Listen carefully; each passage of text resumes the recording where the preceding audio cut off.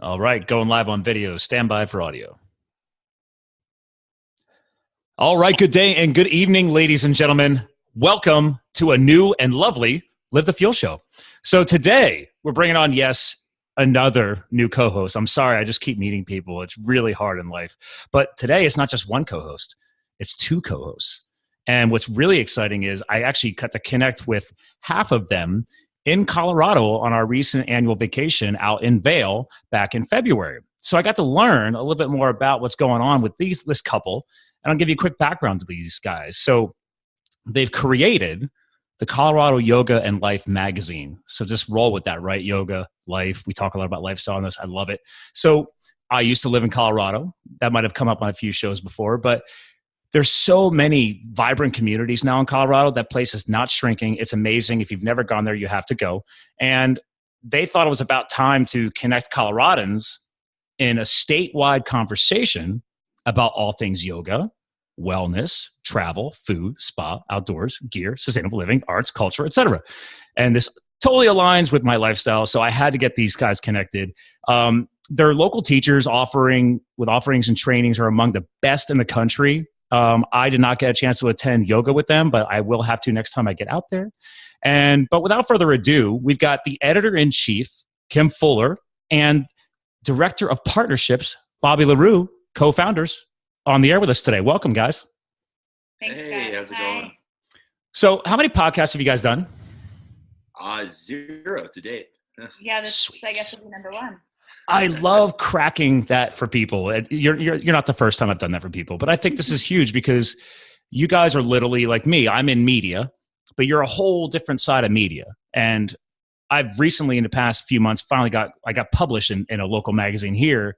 It's a networking focused magazine, but I'm writing on health and fitness and lifestyle. So I'm having a blast. I'm not an author at all, but apparently they think so, and they're willing to publish my work. So I was like, cool, getting outside my comfort zone. But is that kind of how this all started with you guys, besides being obviously passionate yogis? Yeah, it was definitely outside the comfort zone for me. I'd never been in journalism or publications at all, but Kim had a little bit of experience. Yeah, I've been in this industry for as long as I've I guess been a professional. So I came right out of college with a journalism degree, and I jumped right into freelancing because it was 2009 and there weren't any jobs being handed out, and I decided that it was time that I just start creating my own way. And I've done that for going on a decade now, and so it was about a year ago that we embarked on the Colorado Yoga and Life magazine endeavor. And I knew that Bobby would be great with partnerships and events and sales, and I knew that I could really cultivate strong content and manage writers, and so far so good. Well, clearly, because I got to check it out. And Bobby, I did actually that night when we were having. So we'll quick background for our listeners. We got done skiing like probably a good. I think we hit like 18,000 feet that day. I do love Vail and the Vail Corporation just because of that little app. It tracks everything you're doing. I can't help it. It's not a competitive thing. It's just like, hey, I feel like I have to hit like a 20,000 average to make my trip worth it. But we finished and we were walking past, and I remember looking up an alley. And again, ladies and gentlemen, if you've never been to Vail Village, Colorado, it's a different style of living. The streets are heated. They're all pavers and brick and gorgeous. And it's this cool village with all kinds of little stores. I remember like taking a peek up that morning, and I'm like, oh, what's this root and flower thing? And then I hopped on Yelp that day when we were on top of the mountain, because I'm like, hey, I want to find a nice wine bar. And my fiance loves wine.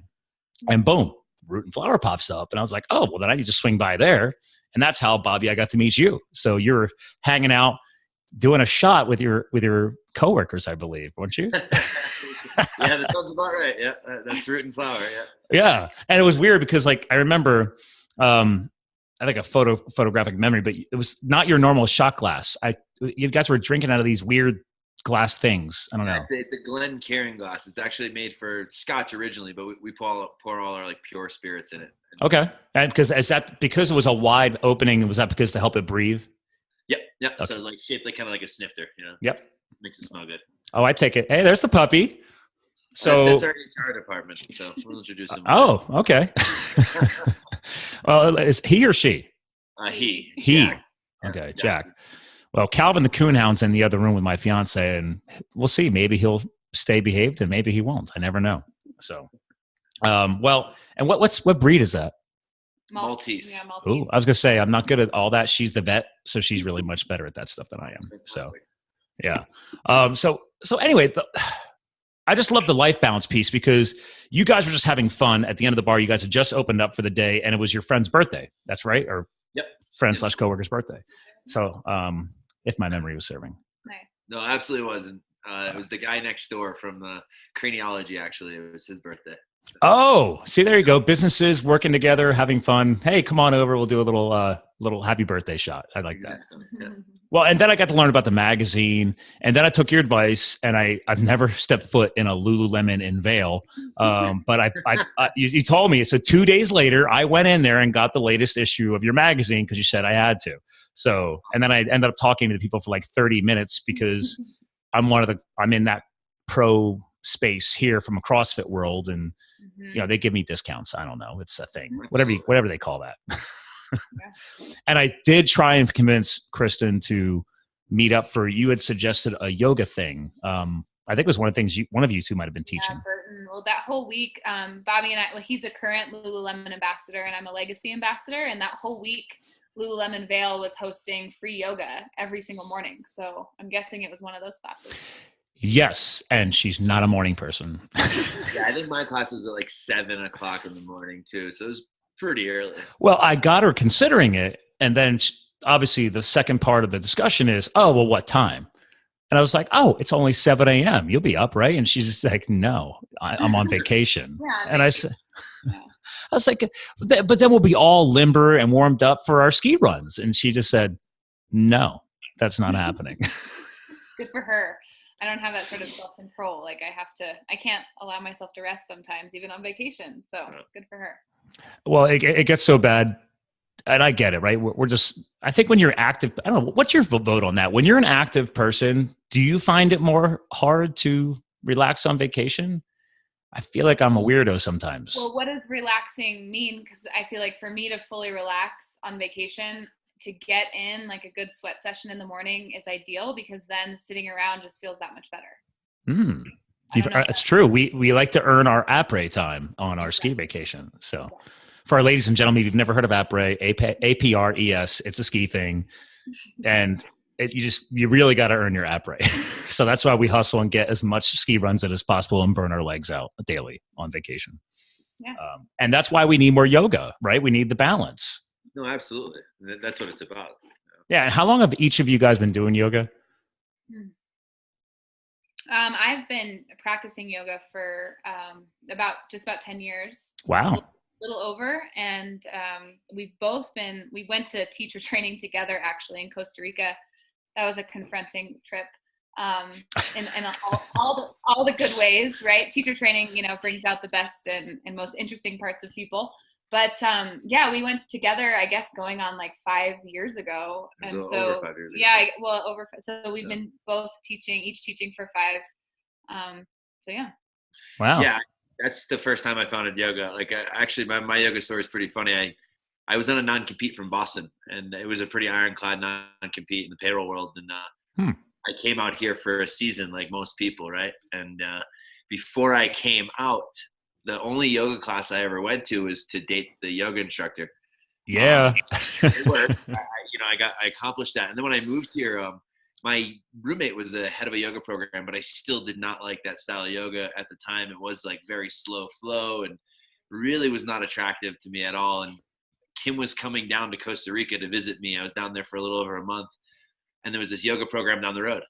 And I found out about it, and I was like, oh, like Kim likes yoga. We'll go to yoga. And it was that, godly hour of 7 a.m. and we'd walk down like the High River bed, and it was a couple. And they taught this power class, like really inspirational message, but also like a very, very athletic program. And they invited Kim back to write about their teacher training 6 months later. And I'd been going to that town for about 7 years. And I was like, you're not going back to that town without me. So I just signed up for teacher training, not wanting to be a yoga teacher. Well, if you're there, why not get full immersion, right? Exactly. Yeah. Yeah. So and then next thing you know, you're a certified teacher. Yeah, there you go. And So all right, I gotta ask. I mean, part of your bio, again, ladies and gentlemen. Actually, while I'm giving the rest of the bio, I'm actually going to do some screen sharing so you guys can check out their site too. So when you look at the browser for the YouTube followers, it's already loaded up, but technically, to find their site, you guys have a couple domains. So I just want to clarify that for our ladies and gentlemen. But again, it's CO for Colorado, yoga, lifemag.com. That's how you want to drive the traffic there. Beautiful site. I love the mag. I love the fact you guys are doing digital, because that magazine that I recently got to help participate in, they do the physical release first and then digital. But real quick on the rest of your bio, I love the fact you guys, your business partners, your life partners, your life enthusiasts, your outdoor recreationalists, besides being the yoga teacher. And then you already hinted at the world travel. And I think for a lot of people, one of your focal points you gave me here is maintaining a sense of balance, right? And vitality as much as possible. So for a lot of people I come across, and I tell people I've dabbled in all kinds of yoga. I am no teacher, but in the CrossFit space, right? I find that so many people are lacking, just from a physical standpoint, mobility, right? Being able to move the body in a full range of motion. So, and I love what I'm seeing now. I'm seeing so much crossover happening. But also, one of my best buddies I've coached with in CrossFit, he's now an ambassador of Lululemon, and he's now mixing yoga and CrossFit. And he was a power lifter in college. So seeing him now blend that into his teachings, and now he's doing mindset and meditation. I was like, dude, go for it, bro. I love it. So, I mean, what do you think about all that stuff? Do you guys come across that a lot? Obviously, since that's, yoga is a big part of your brand and your name. Yeah, friends of mine were big CrossFitters before I moved here, and they're North Carolina. So some of the first CrossFits that were in existence. And when I started doing yoga, I noticed the improvement immediately on my snowboarding. I could feel my feet more. I had like more control on the board. So immediately I started trying to get my friends to join in this expansion, is what I saw in my athleticism. And they kind of shut it down, because this is, 6 years ago when I first started. And then I noticed their programming. They started adding yoga at CrossFit gyms. And, I always told them, is like, you guys are functional athletes, right? Like, that's the purpose of CrossFit, is like this cross-functional training. Why wouldn't you want to be leaner and also like stretched out? Yep. And it makes total sense. So when I added it, for me as an athlete, Kim has a little more experience there, but as an athlete, I just noticed the expansion in everything that I did. And also, like you said, adding in that meditation side, that little bit of mindfulness, it creeps in. Like, yoga started for me as like an athletic endeavor, and now I don't really do that hard kind of athletic yoga. I do a little more slow flow, and I teach a very powerful class still, but everything else I do, running, biking, cross training, is pinned, right? So yoga is time to actually slow down, get back into the mind, get back into the body, and then you do feel the effects of everything else you're doing. And we do a very similar thing to CrossFit, like GOAT training is what we call it, get outside athletic training here. I was gonna say, you're not actually doing that new viral thing I'm seeing online about goats and yoga. That's why I had to clarify that. It's actually a cross training program. Thank you, because that's just. I'm not kidding you guys. We were out checking out a new winery and a brewery. I don't drink beer anymore. I went grain free. I enjoy my wine and my scotches now, because the scotches are distilled. There's your hack, ladies and gentlemen. You can still consume grain when it's been distilled. It's less inflammatory. Just a life hack. So the point is, though, we go down there and everybody's enjoying a bottle of wine. We leave the new winery and we're walking to the car, and I start hearing the girls talk about goats. And I'm like, why? Because my fiance, she's a horse vet. And apparently my one buddy's wife is trying to get her to track down ability to rent goats, because she wants to start goat yoga. And I was like, oh, you're making my head hurt. Yeah. We have an amazing intern for the magazine, and she's at CU Boulder. Go back. Oh, yeah. I used to live in Golden, so I used to bike up there all the time.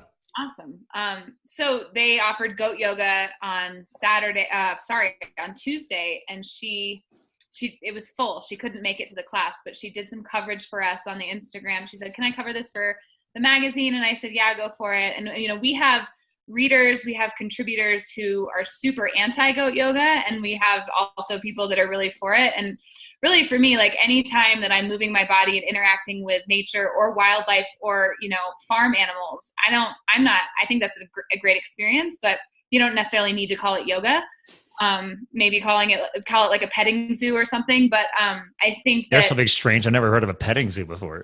Petting zoo, yeah. But it resonates with some people, and that's how actually I feel about yoga in general. Is there's so many different styles, and people get kind of territorial sometimes about their yoga and the right yoga. And I know that's not just yoga; that's fitness and life in general.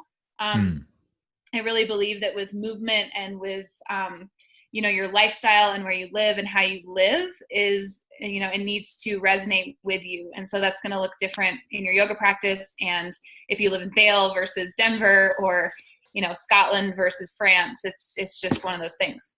I love the fact you're bringing that up, the whole resonation piece. That's a great keyword, because the same thing exists, I really feel, in all sports, right? Like, I'm Mr. Multisport. Like, I'm a mountain biker. I'm a road cyclist.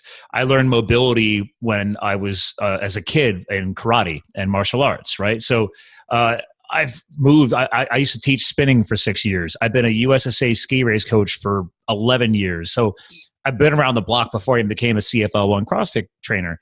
And I tell people all the time, and they're like, why do you keep moving? And I said, well, because things resonate differently with me throughout life. And I kind of like the fundamentals of CrossFit, right? One of the key taglines is constantly variable. Well, that's what I've adapted to my life. Years ago, I didn't think that way. I was being told by friends and colleagues, like, oh man, you really got to hone in and make sure you're a guru in this one niche if you're going to succeed in life, right? Because when I was a kid, I was trying to consider becoming an engineer, and all my buddies were becoming engineers. And I was like, oh, I need to be an engineer. And I could never focus on one thing. And now years later, I look at that, I'm like, thank God. I just had this like famous author on my show recently. I haven't aired his show yet. And he's just like, I have an automated email go back. I'm interested to hear your feedback on this with like your readers and how people give you feedback, because he responded, he's like, thank you for being so variable, right? Like, I was able to just flow into all different types of things. And he said, that's what made the conversation more interesting for him, was that I never got hung up. And I literally think I can thank the fact that my family never held me back. They're saying, hey, if you want to go do something, go do it. Because, I mean, my dad jokes around now, we're getting ready to get married. We're going to do a heli skiing trip to Banff, Canada in Alberta. And my my fiance's like, well, your parents aren't going to go there. They don't ski. My dad's never been on a plane. And I was like, no, they'll come to the after party. And she's like, are they going to be upset? I put my dad on the phone and he's like, it's Scott. Whatever. Yeah. Exactly. Yeah. So, right, resonation, variability, like, what kind of feedback do you get? Because you just kind of joked around about how your listeners and your followers of the magazine, some people get the good goat yoga, not Bobby's version, the animal version, and some people don't. But in the end, isn't it about if it's going to get somebody to connect to a healthier lifestyle, I guess you got to roll with it, right? Yeah, and I think there's two sides to that. I mean, yeah, roll with what feels good, but you kind of brought up a really good point of, throughout your life, you've been attracted to different physical activities. And I don't think there's anything wrong with that. I think there's actually a really big benefit to kind of changing your athleticism throughout your life.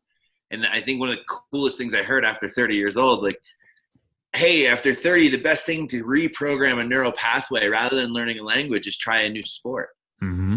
So that year I learned like whitewater paddleboarding and I forget something. Oh, skiing. I took on because I was a snowboarder my whole life and I never skied before. Mm-hmm. And it was amazing. You did skiing at 30. Oh. At 32, I think, actually. I started skiing and I started downriver paddleboarding, when I heard that information. And I always was kind of down on myself because I'm not like a book smart person. I don't want to learn a new language.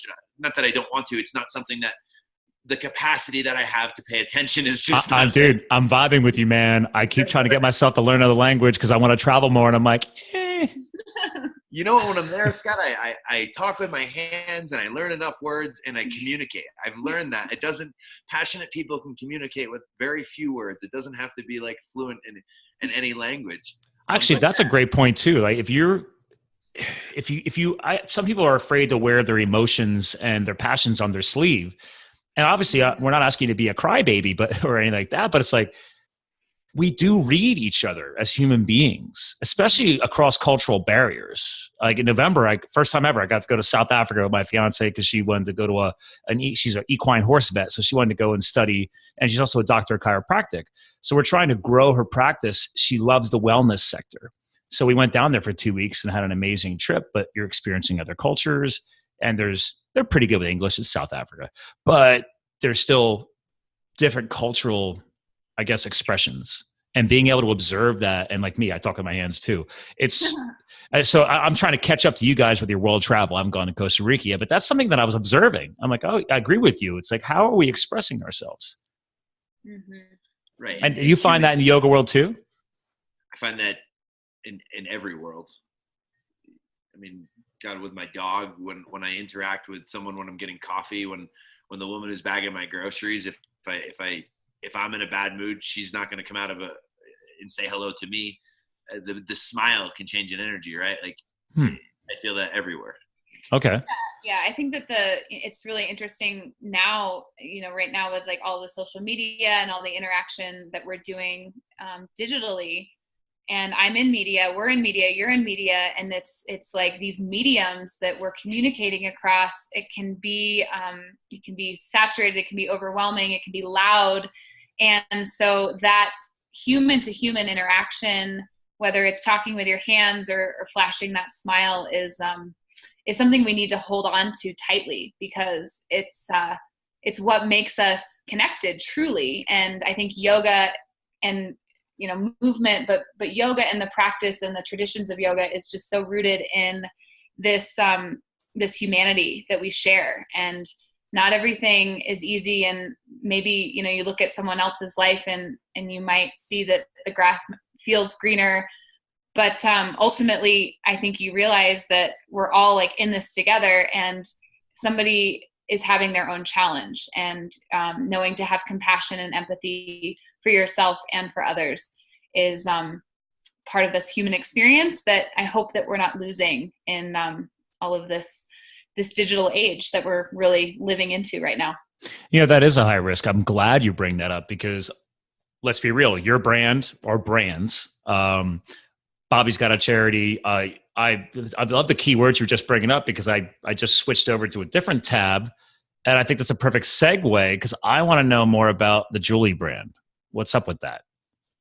Do you know what I'm talking about? The big heart, big hands? Well, empower, educate, and inspire are the keywords that I really love on there, right? Because I did some research into you guys, and that's connected to your core site. So is some of that piece behind this brand? Yeah, absolutely. So when you introduce us as the founder of Colorado Yoga and Life, and we're now the co-owners. Julie Rathke is the founder of Yoga and Life as a national brand. Okay. And she's a rock star, Scott. I mean, you should clearly. She's got 11,000 Twitter followers, over 4,000 Instagram followers. She's hustling. I like it. Yeah, you should definitely. I'd love to introduce you to Julie. And Julie, I would be honored. She created Yoga and Life, and Colorado was a market that she held on to, and then realized that it needed someone to own it, because look at everything else that she's up to currently, right? Mm-hmm. So she cannot manage the magazine and everything else she does. No. Yeah. She's doing transformation events, speaking events. I mean, yeah, she's busy. Yeah. Yeah. And again, just an inspirational person. She lives over in Breckenridge. So it'll give you another reason when you're out here to have like a meeting over there and get some. Oh, I love Breck. Don't worry about that. I made a mistake though. Do not start your vacation in Breck. We did that. I can't remember, before or after Montana, but with the Big Sky. We like to rotate, but friends are like, "Oh man, we found this great house in Breck." And I used to live in Colorado. I've hiked 14ers. Quick segue, but I was like, "Oh, okay." So we found this great house, and it's at 10,000 feet across the valley from the Breck Resort. Yeah, I was like, I didn't think anything about it. We drive in, get into the house, get the groceries, go into town, have dinner, and then come back out. And then the next morning, I felt like crap. And I was like, oh man, my East Coast exposure ruined me from not living. Because, Golden's at least at 6,000. But then sleeping at 10,000 feet with no acclimation, not a good idea. So if we ever do that again, Breck is at the end of the trip. Yeah, absolutely. I mean, even 8,100, at Vail, sometimes you wake up in the morning after living here for years and you're just dried out. Yeah. And that was the first time, even Kristen, she's just like, I've never seen you like such a wuss. Like I was sick. I was vomiting. Like I made myself go to dinner and I'm just sitting there with my head down. I'm like, dude, I'm jacked up. And I'm Mr. I like to promote myself as being the health and wellness nut. And it was just a rookie move, man. Rookie move. Everyone does it. I mean, I grew up at 9,200, actually. I grew up higher than Vail, in a town west of Boulder. It's a county. It's not really a town, Gilpin County. And so Vail is my sweet spot. But if I go to a hut and I sleep at 12, I feel it. But if I go to sea level, I'm actually kind of useless on day 3, 4, and 5. I feel like a slug, that doesn't want to do anything. At sea level? Yeah, it's very interesting. Yeah. And I'm confused.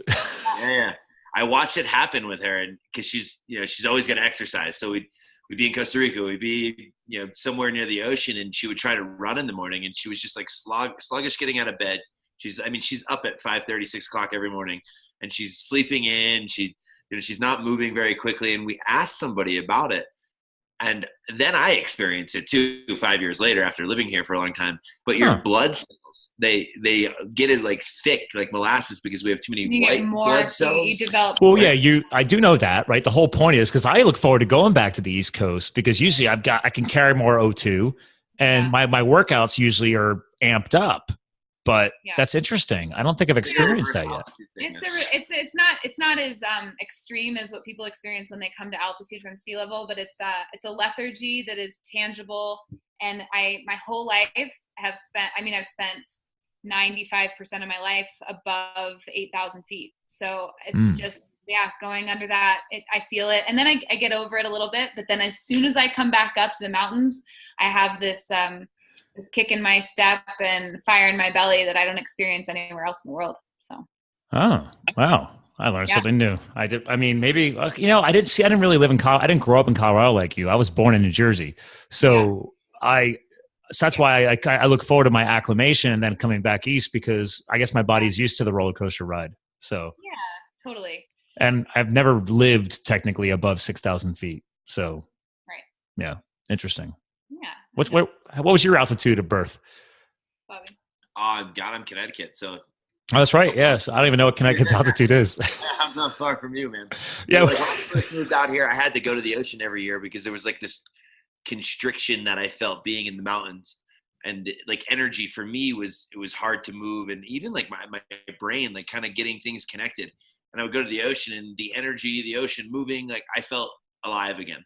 And I've kind of started to shift a little bit. I don't have to go as much, but last time I went, I did feel that sluggish feeling that Kim talks about, but I didn't have it as much as her. It was like the third day, and I felt like kind of like I wanted to lay in bed, and that doesn't happen too often. Yeah. Oh, interesting. Well, I mean, it's funny because we're talking about yoga a lot here today, and a good buddy of mine, we've been mountain biking together for about 3, 4, maybe 5 years. And he recently moved back to Rhode Island with his now wife, who she's from here. But that's where he's from, is Rhode Island. And he got certified though in yoga down here, and more traditional style. What's a traditional style? I don't even know what that means. Ashtanga or Hatha or. What was the first one?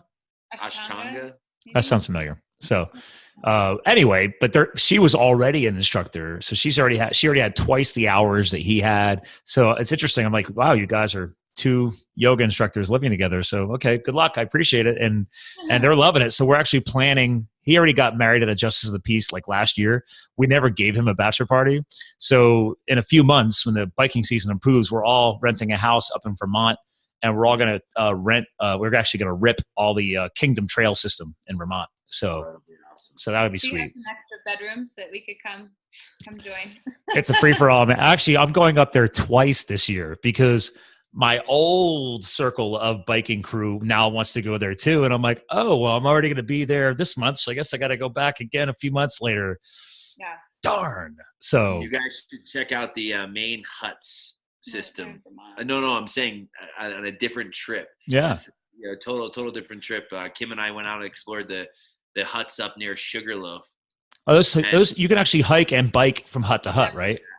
Yeah, and they're they're more like European style. When you get there, there's a staff, someone's cooking you a meal, sending you out with a lunch. I mean, it's not like the huts in Colorado where you pack in everything. And this is not a basic yurt. This is okay. Yeah, but bring your own bike. Love you, Maine Huts and Trails, and I wrote about this in the Denver Post that whole trip, and I did say the bikes that we rented were just, I mean, not, and they weren't bad I bikes. guess they just weren't Kim's bike. We're just spoiled, and I was talking. We went mountain biking on Monday for the first time this season, and it felt amazing. And I was talking to we were with Visit Fort Collins, and so we had a guide, and I was chatting with Nick about this, and I just, I said, it's not about the bike, but it totally is. The first time that I demoed a pivot in Telluride, I'll never forget it. And I think it kind of good rig. Yeah, it kind of ruined me. And there's a video that just came out of like a big time downhill guy that I think he bought like $100, $150 Walmart enduro bike, and they took it down in Whistler or something like that. And on a downhill course. Yeah, it was hilarious to watch and just crazy, like that thing had to have exploded. Oh, it sounded like it was going to explode. So yeah, it's not about the bike, but it is, it's not about the arrow, it's the archer, but it at the same time. No, hold on. I've been mountain biking a long time. I will agree with you to a certain point. You can eventually reach a point where you are out riding your bike. And so it's like, okay, like as far as level, you eventually like, oh man, I've pushed that, because I used to do enduro or endurance races when I lived in Colorado. So you're doing like half marathon distance mountain bike races. So yeah, you're doing like, I'm not kidding you, like 60 miles. So those races, I used a hardtail, but now I usually get a new bike once I break mine. I'm on my third mountain bike in the past 8-9 years, because eventually I crack something on one of the frames. I'm very aggressive. So it gets expensive, but luckily I helped my buddy open, you familiar with Littleton? Yes. So my buddy's founded Pedal. Pedal's one of the biggest bike shops down there. And my buddy Andy and Bill founded it, and they're from here. So when I was living out there, I got to help them like literally work on sheetrock and get that place going. And now they're one of the most successful bike shops in the Denver surrounding area. And I love it. So they have a great community. You should check them out. I don't know if you guys ever write about biking and stuff, but I'm guessing you do. Oh yeah. We definitely do. Yeah. So that's a good clarification for our listeners. Like if you ever want to understand more about Colorado, because I do love the lifestyle you guys do publish about, it isn't just about yoga, right? No, like this last issue, you'll appreciate this. I did a paddleboard roundup. A stand-up paddleboard roundup, and it was a little more focused on your active yoga Pilates type board. Mm-hmm. It was dumping rain, about 40 degrees. This is the upcoming issue, and it's coming out this June. But I was looking for it right now on the website. No. teaser. I was actually doing a test, right? I didn't want to just write about the product and the why behind it, and like I wanted to compare the boards and kind of give the nuances and the benefits of each one of them, and it was terrible out. The weather was awful, but it's like Kim's on me because I'm not a jerk. Like you said, I'm not an author, right? Yeah. And she's like, you got to go get it done. And I did, because the board had to be back at a certain time. So that's stuff you can look at in our magazine, where we're not definitely focusing yoga bookends the magazine, but there's gear, there's articles on, alcohol, there's great retreat centers, there's travel articles. I mean, anything you can think of that you would want to do in the state of Colorado, we cover, but we also cover other states in the map. Oh, good. I think that's important, because you have people that are looking to cross-pollinate, like myself. I tell people all the time, thanks to my little event, I don't know if we talked about this when I was at the bar, but thanks to, I left the corporate world, and that's part of my brand, right? My listeners, they're used to hearing this. Real quick segue, 2010, 2011, I worked with the U.S. Forest Service as a federal hotshot on a hotshot wildland firefighting crew. So going from cubicle life to that for 2 years was an amazing life-changing experience before I became the entrepreneur and back into sales and marketing and everything else. But it changed my life forever, because we talked about this earlier, right? Changing sports, changing lifestyle, establishing new synaptic pathways, right? The brain wants that. Like your body wants that. We got to challenge ourselves.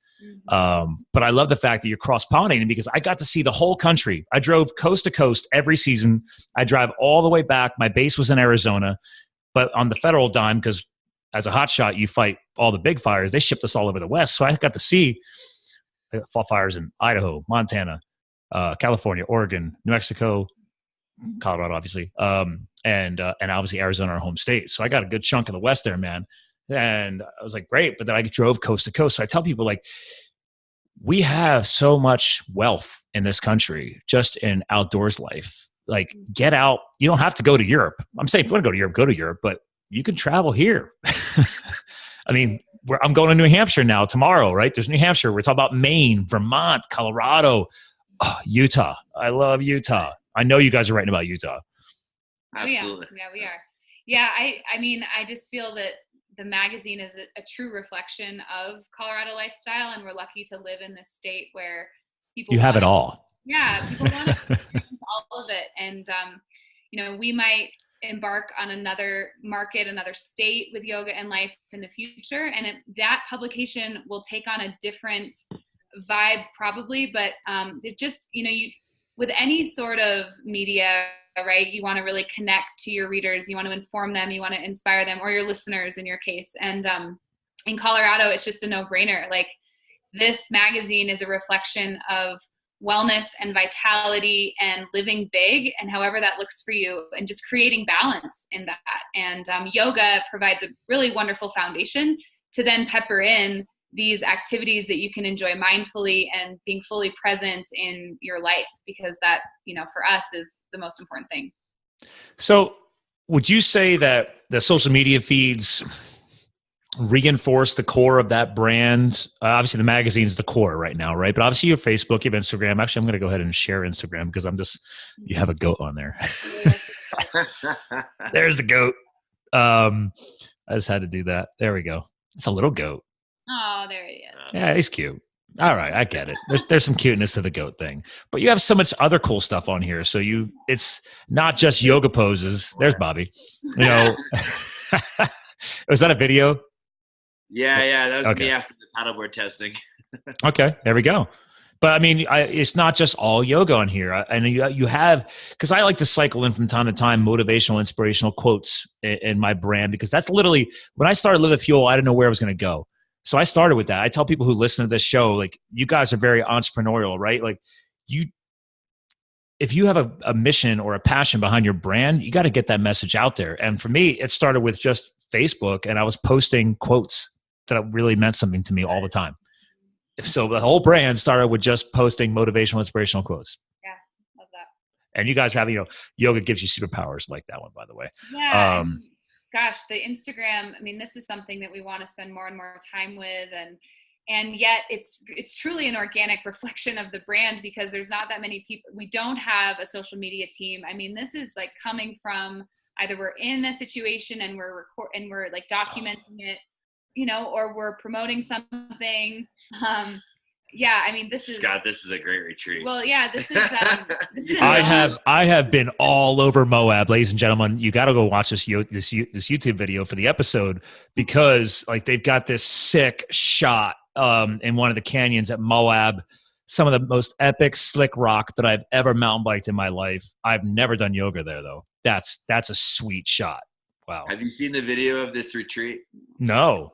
Oh God, we're going to have to, after this episode, email me the link to that, because I will embed this YouTube video from the show. It gets embedded into the blog post, right? So I can embed multiple content. So I mean, if people have something cool like this, like, let's embed that in there. Give them a sampling of just a taste of what you guys are including from an imagery and a writing standpoint, as well as obviously the imagery from the Instagram feed. But dude. Yeah. This is actually, we're doing this again. So this is a company that I founded with my friend Mariah. It's called In Your Element, and this will be our 5th year going to Moab this May. Actually, we still have spots available. It's this amazing camping overnight retreat that includes yoga, meals, and then choose your own adventure. So it's something that just kind of came to be on its own, and it's developed into this really solid experience. And this is a perfect photo to really exemplify like what we experience. It's just true bliss out there in the sunshine and the red rocks. It's amazing. Oh, that's Moab, baby. I mean, that's yeah. Because I would actually I've only experienced Moab, either before, like literally, you know how the winter closes out. Sometimes it's too muddy out there in the trail system. So my fire season started from April to end of September. So I had to like, hopefully it was a dry winter and I can get some decent riding in right before I left. Or you wait until fall and you're getting in there then. So I've never been there in May. That's a beautiful shot. Amazing. Yeah. There you go, ladies and gentlemen, because this is going to air before that trip. So when you guys close the booking for that trip? I mean, early May. It's Mother's Day weekend. It's May 10th through the 13th. So we'll probably close it just, that week before it. The price point is very attractive. Retreats are often they're $1,000 to $2,000 to $3,000. Wasn't this like $500? $500 retreat. Yeah. I have spent more than that on a retreat, let me tell you. And there was no yoga involved. Well, you know what? Now it's like going to Moab. You don't even get a campsite. So no.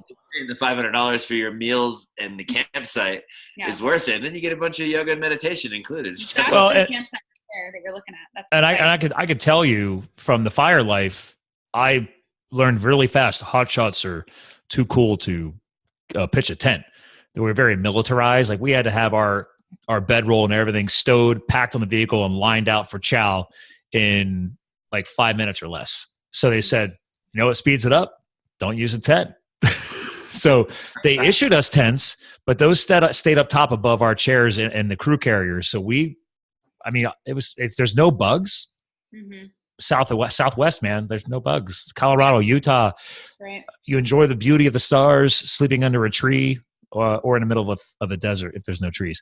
But there's stuff you don't need a tent. So totally. I'm guessing there's people there with tents though. But I would probably go old school and just tuck myself into a sleeping bag on a bedroll, just for old time's sake. Yeah, we even had a guy bring an Airstream once, so it happens. Yeah, there's plenty of room for that too. Okay, all right. I don't like people with the pumps and stuff. Like the noise is affecting my. We make the noise. Yeah, it can't happen. No plugging in. No plugging in. Okay, all right. Yeah, totally. Yeah. I love this. Now, your feed is great, man. I'm definitely, because I will embed all your social media links and everything, because I think it's so important that if people are drawn to images, good, follow you on Instagram. If people are drawn to text and content, obviously follow the blog. Things look differently on Facebook too. Some people are into tweeting. I mean, I exist on there. The only thing I really tweet all the time is when I'm listening to other people's podcasts, I tweet their shows. So like my channel on Twitter is literally what podcast or what audiobook I'm crushing right now, because it's fast and it's easy. And I literally have found that nobody does that.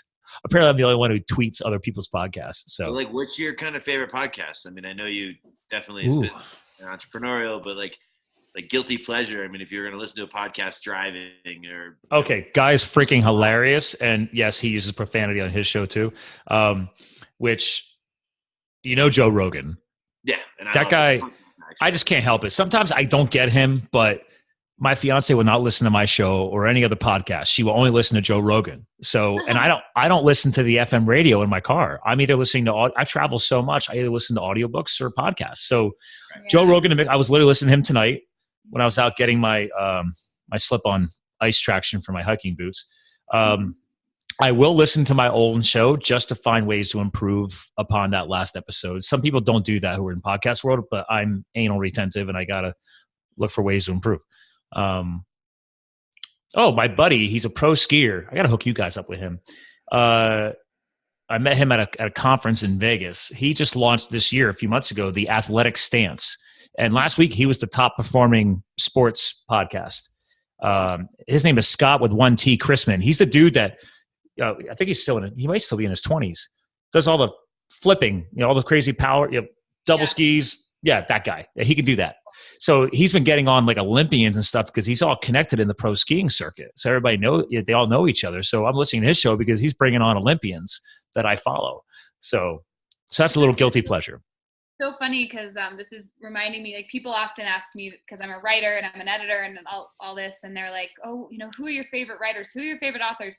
What do you read? And I just like draw a blank. I'm like, it just all just turns into this sea of, just whatever inspires me in that moment. And so it just kind of reminded me of that because I always get stumped with that, and I think that there's so many great podcasts out there. My brother There's no excuse. Like this is free knowledge, people. Like if you're not reading the magazines like theirs, it's like I tell people all the time, turn your car into a mobile university. And I have consumed thousands of hours of audio content. I mean, people have tried to calculate this for me, and they said literally it's like in like 1 to 2 years time, if you're viral like I am with audio content, it's almost equivalent to literally consuming a college degree. Absolutely. If you think about it. Time put in. Yeah, and there's so much out there, that yes, you can follow certain ones, but then you can also, dive into some fiction or into some, true crime. I was just going to mention that my brother has a podcast, and he's a broadcast journalist in Minnesota, and it's Frozen Truth is his podcast, and it's just true crime, and it's a case that has been unsolved since 1997. And so stuff like that for me, at the end of the day. Oh, like the show Cold Case? Like these are cold cases? Yeah, cold cases, yeah. Oh, Kristen would listen to that. Serial? Yeah, Serial. Like that type. Serial is what blew up podcasting more recently in the past couple of years, because people are like, podcasting's been around a long time. Yeah. Like my show's about a year and a half old. So, but podcasting's been around a long time. But Serial started really getting all the big networks to recognize it. So if you look at it, all the big networks now are republishing their content digitally as a podcast too. Cross-pollinating. Yeah, it's something that we're interested in doing with the magazine, but we just don't have the resources at the moment. But yeah, maybe Scott, we'll have to hire you to do that for us. We can talk. I've actually been approached by 2 other people too. They're like, "Hey, man, you know what you're doing?" I was like, because my biggest clients in the HVAC industry, so that's why I go to upstate New York for a lot to do business development for them. And the one guy who's a top executive in the company, like the company's named after his last name, and we were at an event last week, and I was there training people on indoor air quality. I take that very seriously, and he's like, "Listen, man, because I post stuff on LinkedIn, which is more of that professional space." He's like, "Hey, I see your podcast is growing." He's like, "Why haven't you launched one for the HVAC industry? No one's done that yet." And I was like, "I agree, no one's done that yet." But I was like, "You paying for it?" Right. Are you the underwriter? Because most people that would listen to it would be HVAC guys, And that's fine, because I think there is a hole in that world. Yep. There is the younger millennial and the younger X-Gen generation moving up that, hey, they're in their vans and trucks all day moving from job to job. They probably are listening to some podcasts too. There's probably nothing for their profession. So I think that might be a loophole. But I told him, listen, I'm happy that you want to get into a serious strategy call one day. I told him, we'll talk. I was like, I'm not promising you anything. I was like, but that's the beauty of this. It's finding the right platform. It's really, like you guys know from a media standpoint, it's targeting the right audience and staying focused on that.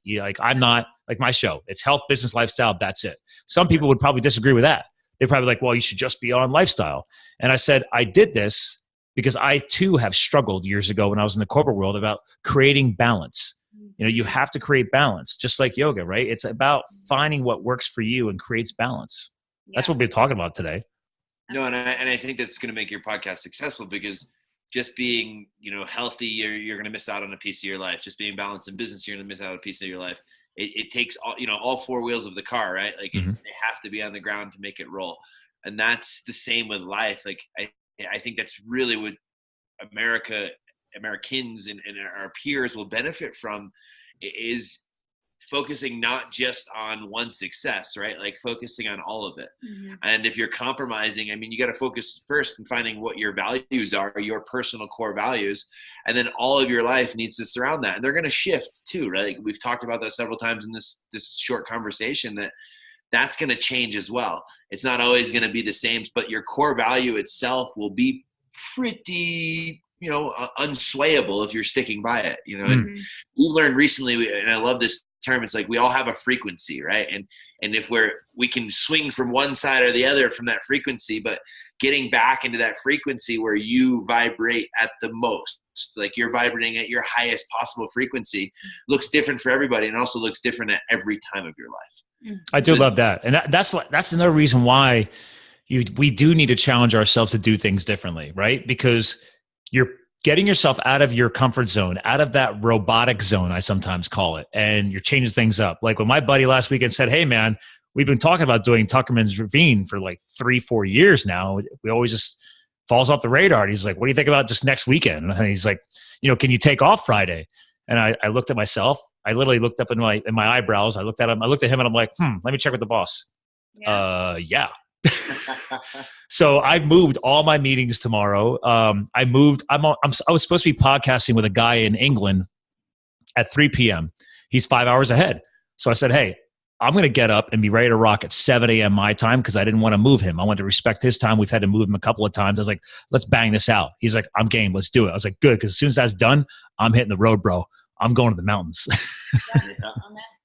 Yeah, I think the balance is exactly what we strive for all the time, and our work bleeds into our life. Not only are we business partners, but we're life partners, and we're we own a home, we own a business, all of this, and I think that is my biggest struggle often, is making sure that, okay, I'm not being swayed too far over into this business life. I have to remember to shut that off sometimes and really embrace the personal and the home. And I talk to a lot of women about, not just women, but I do, like today I even talked to a girl about separating work from home. And I struggle with that because everything we do is part of our work. So my biggest tools are to move my body and to make sure that I'm clear in what I'm doing and I'm present, so that I can be aware when I'm not present. Like I can catch myself when I'm getting caught up in emailing and I'm supposed to be having dinner. I mean, it's ridiculous sometimes how it bleeds over. So that's our biggest work right now, I think. Hey, I will agree with you on it's easy to get overtaken by email, texting, et cetera, because that's my biggest challenge to myself when I met you, Bobby, was that trip. I unplugged. Yeah, I remember this. Mm-hmm. I unplugged. I was like, dude, I literally deleted all the social media apps on my phone to prove to Kristen that I could actually do that, number one. But also prove to myself it'd be a personal challenge. Like I actually found myself ripping on her during the trip because she's on her phone checking Facebook. And I'm like, hey, I unplugged. And she's like, well, that's you. And you're the one who has a problem. So Kim doesn't know this, but as soon as Scott landed in Denver, he deleted all the apps. I did. I did a Facebook Live. And then I said, I was like, hey, guys, it's like, just arrived in Colorado. So as promised, I'm unplugging, bro. And I did it also because I shouted out to, actually, they're up in Syracuse. A young guy he was bartending at the time. He was just finishing college. He started a charity called Unplugged CNY for Central New York. And it was inspired because he walks around campus as an older kid, because he's more of an adult student, seeing everybody just doing this, just walking around, staring at their phone and like bumping into people and everything else. He's like, his whole mission is like, just challenge people with that not-for-profit to just unplug or just put the phone away. And like, so every time they have meetings, every time I met with him a month ago, I caught up with them and some of his volunteer team, and we all went out to dinner. Nobody had their phones out. So I did that Facebook Live, and I tagged him in all my posts for that exact reason, try and give him just a little bit more exposure, because that comes back to balance too. And I wanted to make sure before we ended the show today, Bobby, that we gave you a shout out for your project as well. You guys have so much going on. So one more that I could share on screen sharing, but what was the domain name for your not-for-profit? It's bigheartbighands.org. Okay. So give us a skinny on that. Yeah, a friend of mine I'm bringing it up for Colorado, and Scott, I struggle with finding connection with, I would say, males in general, on the standpoint of just being like real, right? Like we all have to put on this ego. We all put on this kind of like bro standpoint. And this guy moved out to Colorado. I met him right before I moved to Boston, and he took life like seriously. He loved to live it. And when anyone would ever ask him what he did, he would say, "Life is my employer." Like he great hated tagline. Yeah, and like it's so amazing. So this foundation was started after Jared passed away, hiking ruin bells. Oh, and wow. Pretty tragic story. And if you want to check it out, you guys can check it out. It's if you look on Kim's website, it's hiking versus climbing. Or if you even type in hiking Google versus climbing, Kim Fuller, it'll come. Yeah. And Jared passed away, and really I wanted to create an event afterwards. Kim actually came up with the name because Jared had these giant hands and he had a giant heart. I mean, his thumb was like as big as your big toe. It was pretty crazy. Was he like Jared Was he like 6'5" too, or? Yeah, he was like 6'4". Dude, one of my biggest buddies, he played rugby, He was like 6'5". His hands could like palm my head, and he's a computer programmer. I was like, "Do you have a special keyboard?" Sorry, no, keep going though. I had to throw. I thought you'd get a kick out of that. No problem. But yeah, Jared, I wanted to do something to honor him essentially, and also like appreciate the guys who went out there and risked their lives to rescue him and David. So we did an event, and we called it the Splash of Lime. Lime being Life is My Employer, and the event was a great success, and that's when Kim came up with the name. We started Big Heart Big Hands, and the idea was just to remember Jared and raise some money for Mountain Safety, Mountain Rescue. And it's really blossomed since then. We put on some free programming here in Colorado with Mountain Safety 101, Snow Safety 101 programs, and it's not a certification. I've taken them. No, it's amazing, and it touches on what you would do if you wanted to get certified. And in the last one, I was so surprised. It was on winter safety, and we had like level 2, level 3, like people who had already done their Abbey training came to those classes. So even the instructor at first was kind of like, wait a minute, is this above them? But they learned so much, and they're sharing the message. We're now free trauma help on the website for anybody who's been involved in mountain rescue incidents. Not even just them, their partners, the people left behind. We have a big thing coming up. We're actually doing a panel at 5 Point Film Festival next weekend. In Carbondale. Yeah. A friend of mine's a chiropractor up in Carbondale. Oh, it's a beautiful area. And this film festival, Scott, you'd love it. It's action sports and lifestyle. It's not like GoPro or like Red Bull action sports. I mean, one of the videos last year was a 96-year-old figure skater who like skated every single day of her life and like died on the ice, and it was amazing. Like, so stories like that, to the Grand Canyon. I mean, you get everything from extreme adventure to just like heartfelt, inspiring films. But we're speaking there next week, and we got a panel, and the panel idea is we have a mountain rescue gentleman who's been involved for 30 plus years, and he speaks on PTSD with rescuers, first responders, because that's a big deal happening, and they suicide rates and drug addiction rates, it's absurd. So he speaks and helps with them. Yeah, anybody in the first responder role, firefighters, police, military, right? It's very, very common. I knew a lot of guys in the fire space, especially after the big loss in Arizona. I knew those guys. So people are messed up. He would be another one. Michael Ferreira, look him up. I'll be happy to connect you with him. He was I forget his Outside story. He was in Outside magazine, the man who saw too much.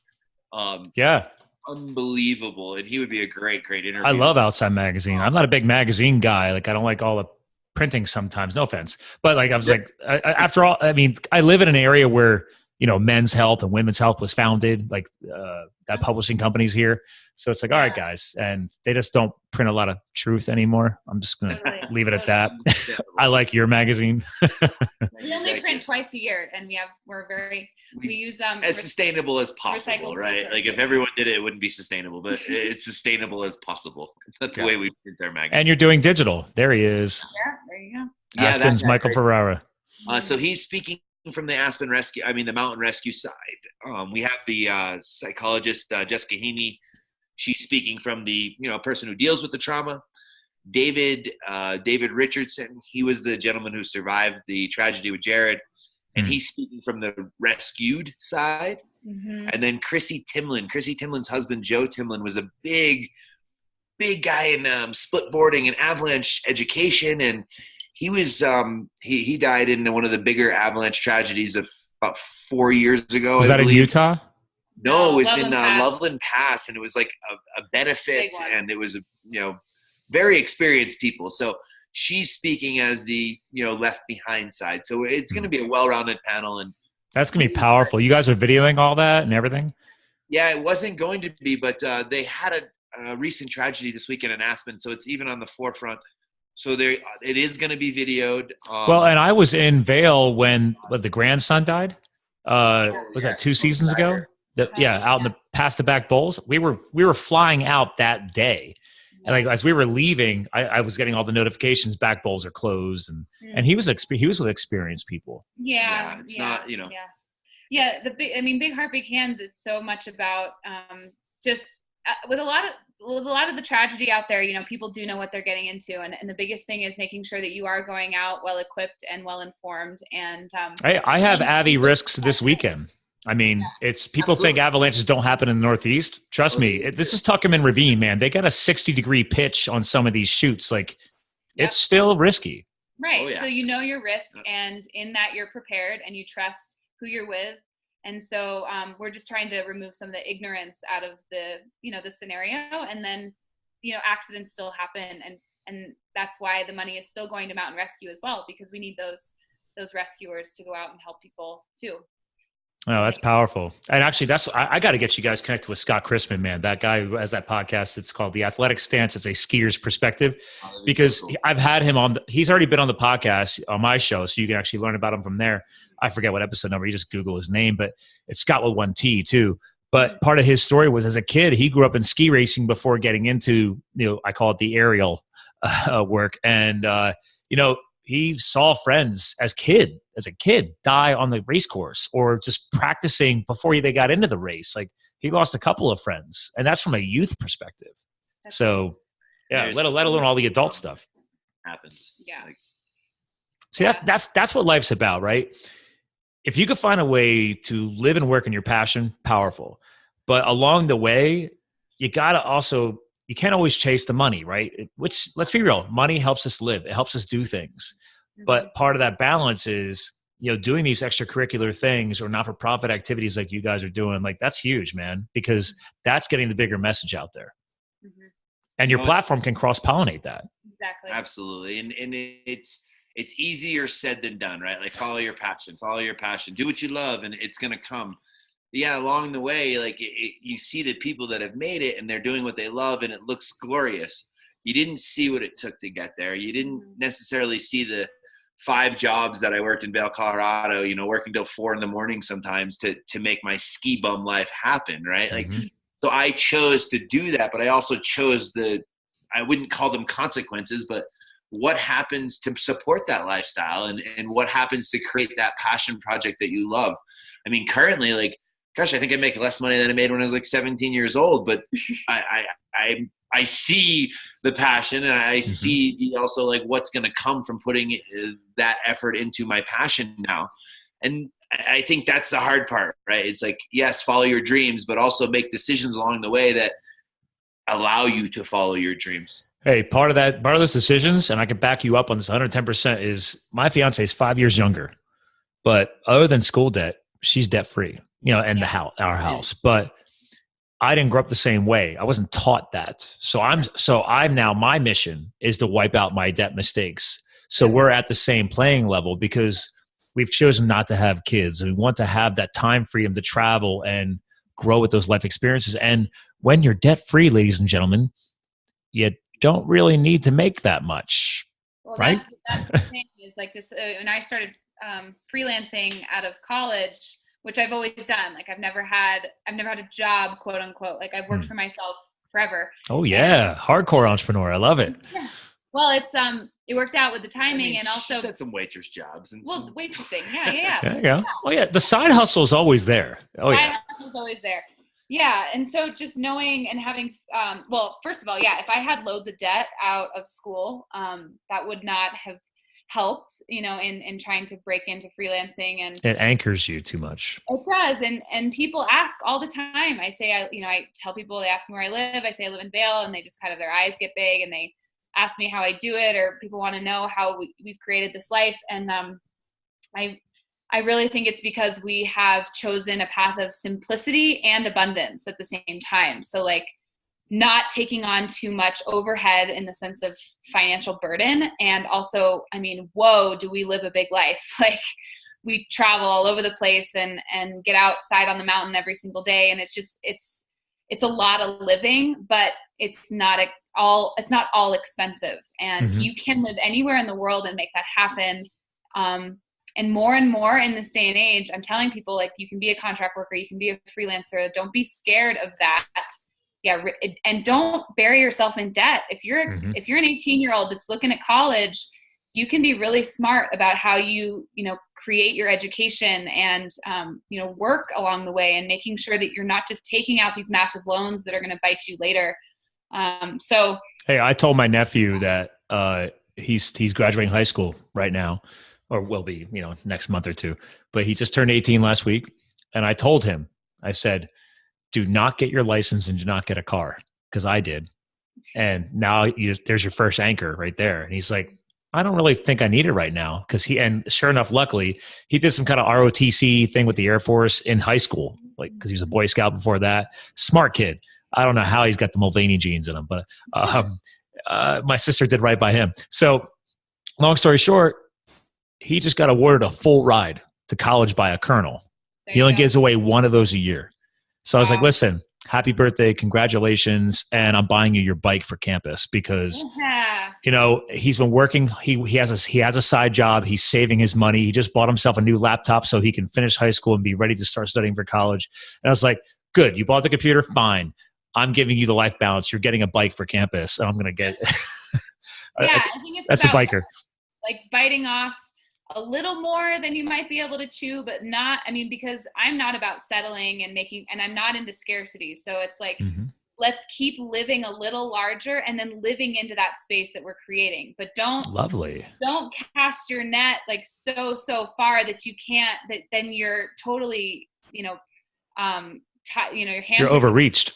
Yeah, you can't do that. So I found our life here in Vail has just been a slow growth, mindful process of being really intentional in what we take on, and also saying yes to things that are a little bit scary, but totally doable. And hey, I'm beyond impressed, because when I lived in Colorado, I was Mr. Anti-Vail, because I looked at that lifestyle at the surface level, right? And it's like, no. And my roommates one was a split border mountaineer, and the other one was he was going to the School of Mines and geology and all that. So like we were sunrise, going into the canyons outside of Golden and getting at least 3 routes on the climbing walls every morning, and then going to our jobs or school or whatever. So it was a great experience. And they were like, no, we go skiing in the backcountry. So they were the first ones to teach me backcountry. And so it took me a while to adapt to the Vail life. And again, I don't live there. And admittedly, we don't live there when we get there. My fiance's parents have a house in Edwards, so they're smart. Well, and people see Vail. I just, public service announcement for Vail, and they see what the tourists see. If you're a tourist, you're going to see what the tourists see, and know that there's, I call it an undercurrent of community here that is so rich. And we feel so connected, not only to our mountains, but also to the fact that we're an hour and a half from Denver. And it's the perfect balance for us. And I also know that we thrive, and the magazines locally that I write for thrive because of tourism. And there's so much to be said for what they've created here. And it's not just a foo-foo, rich tourist town. There's a lot more to it. So there is great people there. Yeah. You do need to dig deeper. And I love the history there. I love Pepe's. I got to meet him last year. We were just hanging out. He just came over and sat down. I was like, freaking Pepe, man. And me being a ski race coach, like that was like, I was like, I'm sitting next to Pepe. And I don't have a hero thing, but I was like, man, this guy's awesome. He didn't really talk that much, but he's getting old. He listens. Yeah. Well, listen, I want to start bringing this to a close, but before I do, I have one last question. Have you guys written a lot about Crested Butte? A little bit. Yes. Yeah. Various times. Right. Scott Chrisman lives there. Okay. That's where he trains. But also that, to this day, even though I've ridden mountain biking in Moab and all over the West, that is my holy land of mountain biking, is Crested Butte. I did Trail 401 and Doctors Park in the same day. Wow. I was like, I didn't know that was a big deal. I was beat to crap afterwards because that's so much riding. But I went to that famous, at the end of the main street in the village, there's that pizza joint at the end. And we got in there like right before it closed. And they're like, oh, what'd you do today? I told him, and he looked at me and he's like, first drinks on us. Well done. Right. Yeah, it's so beautiful. About it, but there's more to write, and the secret's out. Everyone knows that it's an amazing place to mountain bike, and we've mountain biked there. But just you talking about it got like my hands itchy to ride. Awesome. It's pretty special. Yeah. I need to go back. That's a problem. I know too much. Yeah. Yeah, once you're exposed, man, that's what I forget the great saying about a man's mind, but once it's opened up, you can't turn back, No. Same thing with everything you speak about Mm-hmm. and everything that you promote. It's like once you dive into that, Mm-hmm. there's not really a going back. You know, when you dive deeper into your mind, when you dive deeper into your physical, when you dive deeper into your emotional side, Mm-hmm. it's hard to turn back once you do those things. So I think that, to me, is a good closing point for a lot of people. It's like you mentioned it many times, be uncomfortable, you know, try new things and just get out there, do you. And whether that is, you know, living a career that you love or not, like the career provides the lifestyle. So love the career, even if it isn't your dream job, you know, see the, what is it? The silver lining, you know, see that is a way to get to the ends. Right. And that's how I started. I wasn't always an entrepreneur. But I've had side hustles my whole life to start figuring out where I wanted to go. Mm-hmm. I mean, the corporate gig paid me better than firefighting, but then it also created the time freedom to finish my degree and make my resume look great. And then when I was ready to take that 2-year break, I was like, better now than later, right? And I went for it. So I love that piece on that. And usually as I bring the show to the close, I have the co-host give me final words for the listeners. But Bobby, you just nailed a solid closer, man. You're a natural. I love it. So I want to give your partner in crime over there her little taste. Like if you had to pick an all-encompassing message from everything that you guys are doing, what else would you like to add to that? Yeah, I mean, I think it's that idea, you know, to leap and the net will appear. It was one of those quotes you talked about, starting your brand, your Facebook page with quotes. I remember in high school, and I think even back to middle school, I had a quote book, and I still have it, that I would just write quotes in. And there was something about what had inspired people to tell others and to share that written word, those quotes, that resonated with me. And so leap in the net and the net will appear, as a Taoist saying. And I just always decided, you know, there's nothing worse for me than holding back from, you know, just trying, you know, and going toward an open door and going toward an opportunity. And every time that I've gone toward an opportunity with all of my heart, it has either taught me something or opened another door.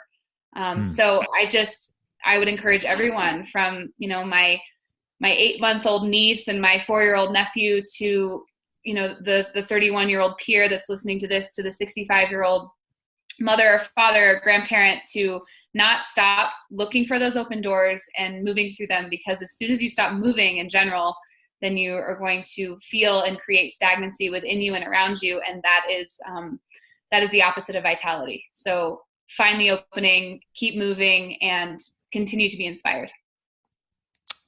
Wow. Well, hang tight. I want to give you guys a proper go up the air. Ladies and gentlemen, my mind is blown tonight. I mean, I think there was just so much motivation, inspiration. I'm going to pretty high as a flying kite tomorrow driving to New Hampshire. But again, ladies and gentlemen, that was Kim. That was Bobby. You got to check them out. They have so many domains. I'm going to have everything linked, obviously, on the website like we always do. Just take that leap, right? The net will appear. I couldn't have asked for a better way to close out the show. So ladies and gentlemen, thanks for listening in again to another Live the Fuel show. And remember, you too can live the fuel. We'll talk to you guys again soon. And you're clear of the pod. The video just runs extra. So cool. Perfect. Did you have fun? Yeah, thanks, Scott. It was great. Was it a worthy popping of the cherry into the podcast world, or, you know, because this wasn't just audio. You guys went in on audio and video. So totally. I know. I'm glad we had our Colorado. We didn't know we were beyond video. That was perfect. And you were, because the onboarding form does tell you that. So that's why I used it. I saw it. From episode 51 on, I started using Zoom because I couldn't trust Skype anymore. Skype has been, good. Zoom is a professional audio video platform that companies use. So it's like, I'm one of the first adopters of it. And now people are slowly starting to catch on. So yeah. Cool. This was a blast. I know you have all our domains. I'm going to send you the link for that I'm going to send you that video and the link for that Moab retreat, because I think that could be of interest to people. And then I think you have everything else of ours. So I'll just reply to this. But yeah, that was awesome. And let me know if I can ever get you guys connected to, I definitely want to get you guys connected to Scott Chrisman. He's always talking to skiers, and you guys are technically skiers too. I don't know if there's a possibility of a vibe there. Actually, I think it should totally be a vibe, since you guys are a Colorado-based, magazine. That's huge. And him, with his background and his stories, dude, And just the athletic stance is everything. Yeah. It's every activity. Like, Yeah. it's the truth. I think that's going to vibe so well. And I always try and close a show out thinking, because I'm a networking guy, I'm like, who can I get my co-host connected to? So, Well, same with you. Like I said, like I think Julie Rathke would be an awesome person to have on your show. I think Michael Ferrera would be an awesome person to have on your show. I'm totally open to it. If you guys want to do a little emo intro or whatever, I mean, especially if they're always, the whole point is this, no one has to stop growing their brand, because like, what if I get them connected to just one more person that they could potentially change that person's life? Totally. And that's it. Yeah. Like, people are like, why do you podcast? I'm like that randomly for the nonprofit. Yeah. I'm going to speak for like this thing called Mild High 100, and someone referred us, and I don't know who the person was, and they only pick 3 nonprofits a quarter, and you go and speak for 5 minutes and they give you $10,000, or if you win the $10,000, but then someone in the crowd inevitably donates to the nonprofit. Yeah. Like, I was having a bummer kind of day, like I didn't make a sale or something, and I get that phone call and I'm like, shit, like, all right, we keep moving forward, keep moving forward. Like, you're doing the right thing. It was like that magazine. Like, dude, I met those dudes 3-4 years ago because I launched a brand on Facebook and a website called Lehigh Valley Fitness Network, because I was trying to get all these health and fitness businesses to start working together, because here everybody feels that they're all competitors. And I'm like, you're idiots. Like, that's not how it works. And it never fully took off. I still have the website. The social media is still there. I still have it going. But I met them when they launched the magazine, and they saw that I got the networking concept. And then all of a sudden, like 6 months ago, he emails me saying, hey, man, would you be interested in contributing to a new piece for our health and fitness segment? And I was like, sure. Okay, I'll get out of my comfort zone. Exactly. And now they've asked me. Now I've written for 2 back-to-back issues. The other one is coming out right now. So I was like, okay, I don't know if I'm going to keep doing it or not. I'm just kind of rolling with it. So yeah, you know what? And it's I follow multiple different business people. Seth Godin's one of them, but Jeffrey Gittimer was like one of my first sales kind of guys that I followed. And it's like a little red book of sales. Yeah. Okay. Yeah. I that's in my library somewhere. Yeah. And he talked about that. He's like, you know what? You're regardless, because we do try to take that divide, but it's regardless of where you are, you're always on. Right. Mm-hmm. If you're in the bathroom and you say hello to someone who's taking a piss next to you, like, just say hello. Actually, you don't really know where that conversation is going to go. You don't know where it's going to lead. And it doesn't have to lead anywhere. It can just be personal interaction, saying hello to somebody, And to him, I always knew that, but he like reassured that. And it is the truth. Like, me and you meeting at the bar, right? You were open to it. Yeah. So that's the conversation, right? Like, a lot of people aren't. And that's, to me, to always be on, and not necessarily on for sales, like just for the making your life better, like that personal interaction, regardless of no business or anything came out of it. I'm a networker, you are too. Like, you now know somebody, you know something about them, and who cares? Maybe you can refer them to somebody else, nothing to do with yourself, I wasn't sure if you guys were going to come on the podcast or not, but I'm like, I'm going to at least say hi. I want to learn more about it. And if they're game, they're game. And if not, I've already told multiple people the rest of that trip about your magazine anyway. So there was already word of mouth happening, because I took the time to at least get to know you, besides the whole taking a shot thing. So, which that reminds me, I had to pick up some scotch tomorrow to take with me to the mountain after the hike and the skiing, not during it. So yeah, safety first. That's going to be so fun. We'll have a wonderful trip. I'm stoked. I'm so fired up. Like, that's all I'm looking forward to right now. So. I mean, this was great too. So yeah. And Kristen says hi. I think I Instagrammed that bottle of wine that we really enjoyed that day. I forget. Yeah, it might be on my. I don't know if it was on my personal. It might have been on my personal feed, but I think it was the Tanat. Huh? It was a rare bottle of red wine that you said I can't find anywhere. That's all I remember. Right? Yeah. Tanat. Okay. Yeah, it was. I know it wasn't on my Live the Fuel feed. It was on the personal feed. I'm experimenting with personal versus business. So I'm seeing how the followers. I geek out on this stuff. So, understandable. Yeah, but the business feed versus the personal feeds, and people tag stuff differently. Hashtags are different. And, but this will come out, and then how do we share it? What's the plan for the? I will always notify you guys when you're being published. I think I'm at least 2 weeks out right now. I had a few banked up.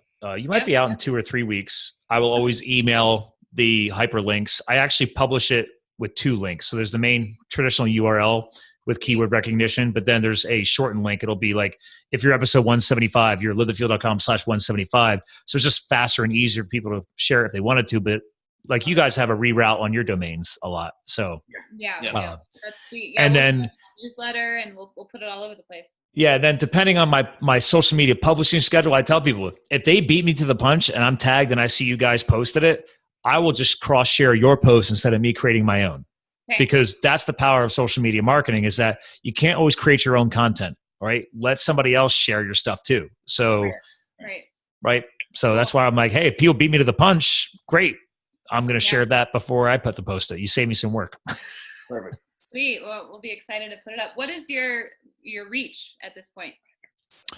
Amelia, I've been so busy. I haven't looked at what I know I think I'm over 60,000 downloads. That's not a monthly download number, but no, I've asked podcast people, not that you're a podcast person. I don't know I've asked people who run podcasts that question, and it's actually harder to track than I thought. Like, they're like, well, I'm not sure, but this is how many downloads. So it's a little bit, I do have some demographic data. Like, I know what countries are downloading my show. Like my biggest downloads are Canada, Canada, US, Australia. Nice. And then, but I got people in Europe. I don't know. It's crazy. So I'm on a special platform though.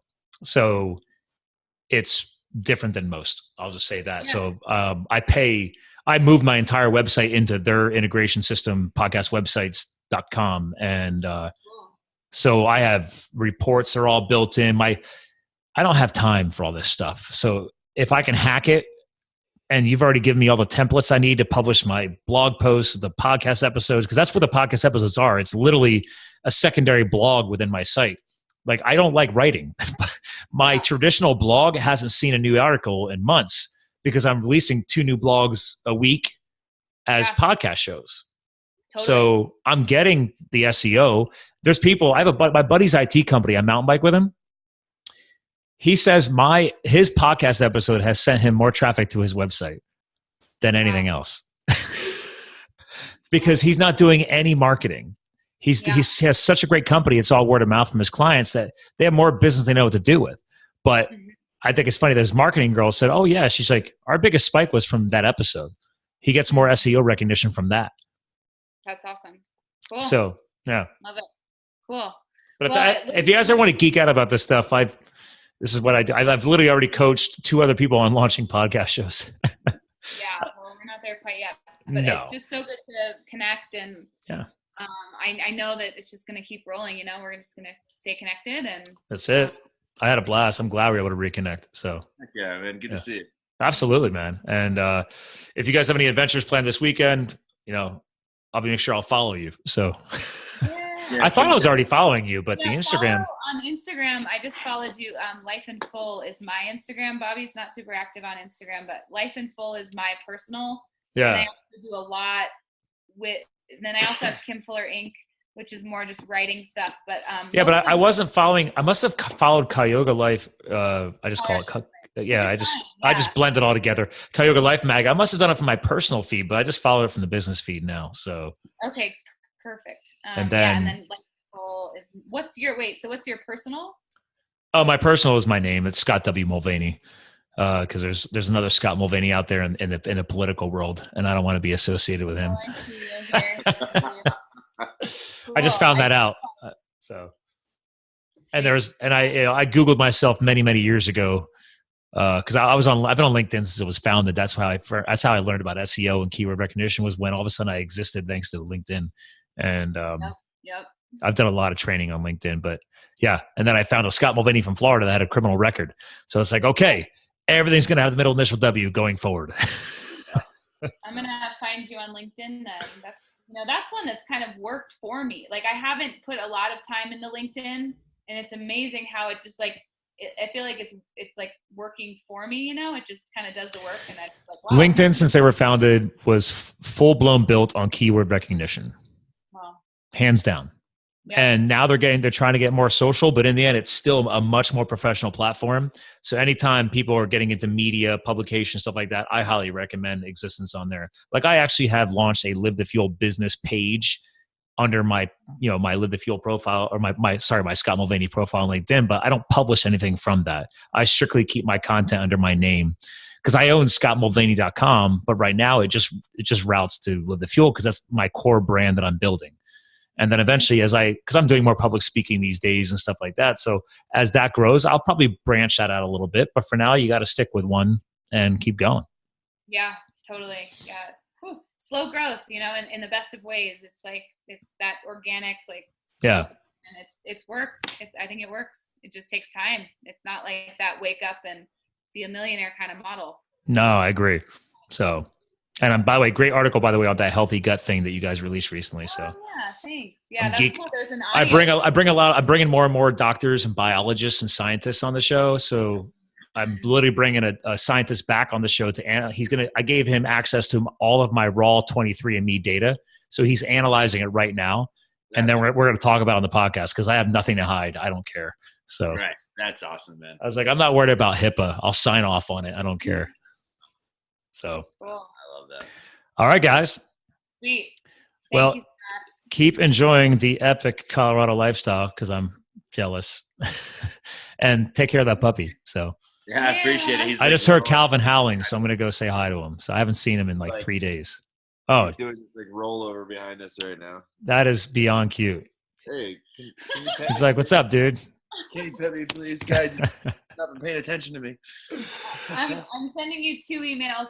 One was the In Your Element, but I'm going to send you that article too, hiking versus climbing, that the nonprofit was founded. Yep. Yeah. And then I'm going to copy all the links that I shared I still have all the tabs open. So I'm going to take all these URLs and I'll add them into my Trello app. So that way, when we do the show notes, those will all be, they'll be in the list of the hyperlinks. Because that's another trick to SEO is the more backlinks you guys can get, the better when sites are talking to each other. So if I can send a whole lot of backlinking traffic, wonderful. So. Totally. Cool. All right, guys. Thanks, Scott. All right. Well, take it easy. Have fun at Tuckerman's. You know it. Later. Have a good night. Later, Bye. brother.